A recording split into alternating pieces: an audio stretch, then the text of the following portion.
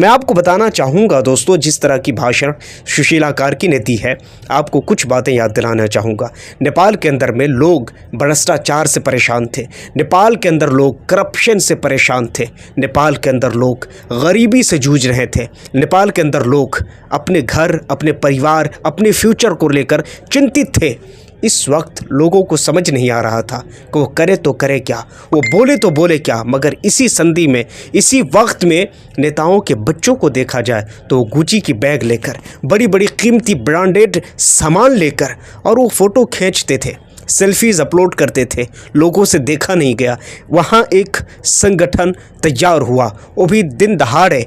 देखते ही देखते उस संगठन का नाम था जेनजीज। आपने देखा है कि किस तरह नेपाल की सत्ता को उखाड़ कर बाहर फेंक दिया। क्यों फेंका था? इसलिए नहीं फेंका था कि वहाँ हिंदू और मुस्लिम हो। जेनजीज का मांग ये था कि वहाँ जो भ्रष्टाचार है उसको ख़त्म किया जाए, वहाँ जो लोग करप्शन में लथपथ है उसको ख़त्म किया जाए, वहाँ जो लोग करप्शन कर रहे हैं उसको ख़त्म किया जाए। आपको याद हो या ना हो, लेकिन जब सुशीला कार्की जब सत्ता संभाल रही थी तब जेनजीज ने एक शर्त रखी थी और कहा था कि आपको जितनी जल्दी हो सके इन करप्शन करने वाले लोगों को जेल सलाखों के पीछे डालना होगा। और सुशीला कार्की ने इस चीज़ का वादा भी किया था। मगर अब सुशीला कार्की ने जिस तरह की बहस को छेड़ दिया है, कहीं ना कहीं नेपाल, जिसको शांतिपूर्ण देश कहा जाता है, जिसको पीसफुल देश में जिसका नाम आता है, ऐसे देश में अब अशांति फैल गई है।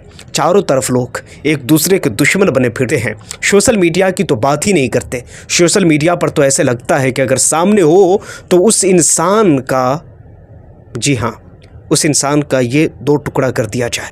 इस तरह की हरकतें और इस तरह की कैफियत और माहौल बन गया है इस वक्त सोशल मीडिया पर। सुशीला कार्की ने इस तरह का बयान क्यों दिया? आखिर आपको मालूम होना चाहिए कि जितने बड़े पद पर बैठी हुई हैं सुशीला कार्की, हालांकि नेपाल के कानून के अच्छे खासे जानकार हैं।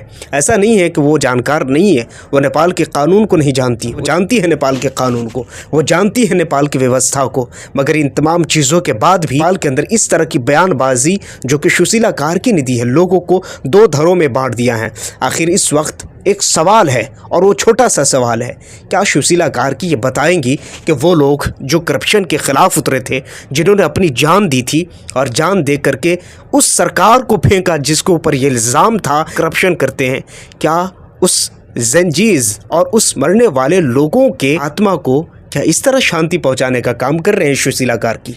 मुझे बताएं कि क्या नेपाल को, जिस लिए नेपाल की सरकार को हटाया गया, क्या वो मकसद, क्या वो मंशा पूरा हो चुका है? अगर हो चुका है तो आपके पास फ्री टाइम है, फिर आप करते रहिए हिंदू और मुस्लिम।